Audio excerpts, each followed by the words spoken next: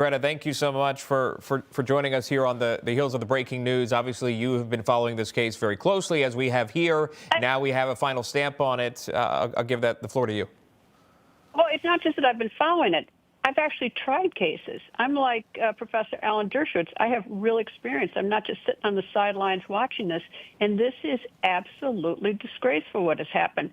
But I will say this. The good news for President-elect Trump today is now he can appeal the decision because it has finality. Now, at sentencing, even though it's not really a sentencing, he does have finality, and he can appeal it, and higher judges will review this.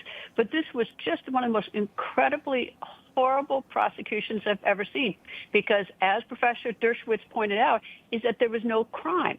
You can't convert a non-misdemeanor that prior prosecutors have rejected even prosecuting into a non-specific felony and then convict the person, because the whole point of an indictment is so that you notify the accused what he or she is charged with. This indictment does not do that. It just says that there was some conspiracy, but you've got to actually say what that conspiracy is. You can't just slap something in someone's lap and say, show up for court, and we'll tell you later on. Well, that's exactly what happened, is that they slapped this on Trump. He said, you have to show up for court. He did show up for court, and it wasn't until jury deliberations that suddenly they came up with what they thought was the theory of the case. But by that time, it is grossly unfair to the accused. He didn't know what he's charged with, and the evidence is closed, and you can't fight it. This is so outrageous. And I think one of the other things that Professor Dershowitz didn't raise is what a bunch of cowards in the New York defense bar that they didn't complain about this, because this one really is a no-brainer when it comes to constitutional law and fairness. And I can't believe those defense lawyers, other than that they're all worried either about what their pals are going to say back at their firm, or what they're going to say at the country club, or they're afraid of Judge Merchan or other judges that they wouldn't speak up about this. But This is absolutely outrageous, this whole prosecution. But now at least it will be appealed, and we'll have the opportunity to have appellate judges and even perhaps the Supreme Court look at this. But I would be shocked if it were reversed. And so, so this was to be expected. I actually think that I actually would have agreed with the Supreme Court to let this go through as it did today, because it does now open the door for a real review of what happened. And that would be fair to President-elect Trump. Yeah. In the initial case, though, he was found guilty by that New York jury, but we saw the results of November's presidential election. What does that speak to the American public? Well, the American public obviously didn't care. Yeah. I mean, that's pretty self-evident. But let me tell you about jury verdicts. I've tried a bunch of jury trials. I respect juries, but I have to tell you, and every defense lawyer is going to tell you this, is that we have won cases we never should have.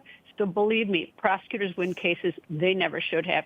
And if you've got the judge in your pocket and doing everything your way going into it, you do have the defense with one arm tied behind the back, besides the fact that they're on defense.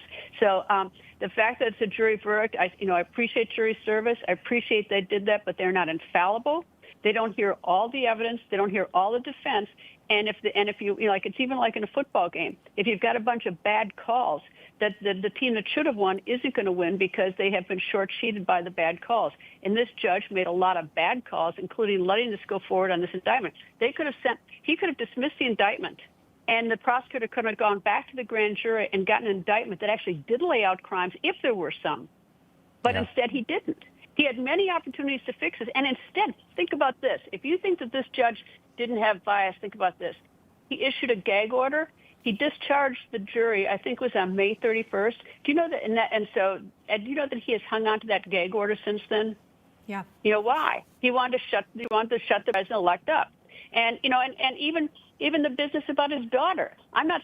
That's not maybe. It's not a technical, ethical violation that his daughter does work raising money for Democrats, but in the Code of Professional Responsibility, it's not actual conflict. It's the appearance of impropriety, because it undermines our sense of confidence in the system.